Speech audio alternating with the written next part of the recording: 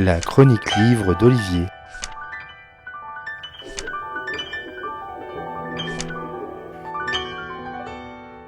On parlait d'eux il y a 3 ans comme des soldats du premier front. Face au Covid, soignants, éboueurs et aussi caissières faisaient face pour permettre à la population de pouvoir eux-mêmes faire face au confinement.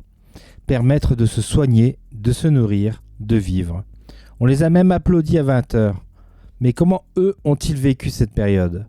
Plus particulièrement le personnel de la grande distribution, à qui l'on dit qu'ils ou elles sont essentiels, et qui voient pulluler ces caisses automatiques dans les allées de leurs hypermarchés.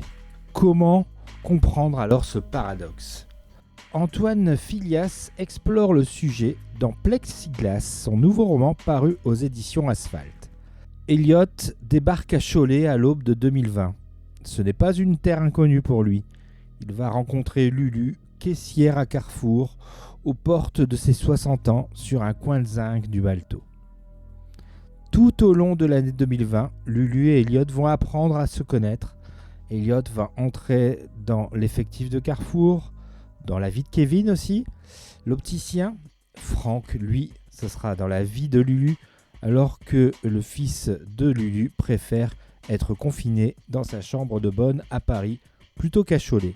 Comment va se passer cette période si exceptionnelle qu'a été le confinement dans cette ville provinciale où la zone commerciale est le terrain de jeu de ces protagonistes qui connaissent les grandes enseignes aussi bien que les membres de leur famille ?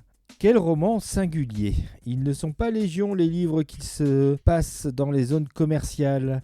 Antoine Filias parvient à nous intéresser à ce qui, sur le papier, semble être aussi ennuyeux qu'un après-midi d'octobre sous la pluie en pleine Beauce. Et pourtant, le lecteur est emporté par le style de l'auteur qui n'hésite pas à faire du naming de ces enseignes qui fleurissent dans ces zones dépourvues de charme, et c'est peu dire. L'auteur nous plonge aussi dans le monde de la grande distribution, de son personnel, de son organisation du travail et aussi de ses petites mesquineries de chef, comme celui de Lulu qui s'appelle Retailleau. Une ressemblance avec un sénateur vendéen né à Cholet serait fortuite. L'auteur insère aussi judicieusement des discours présidentiels, des tracts de la DG de Carrefour dans son récit. C'est malin, c'est drôle, c'est sarcastique.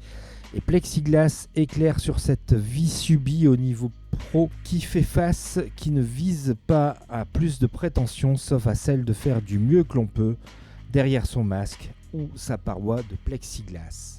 Voilà donc pour ce roman de la rentrée littéraire, puisqu'il est sorti fin août.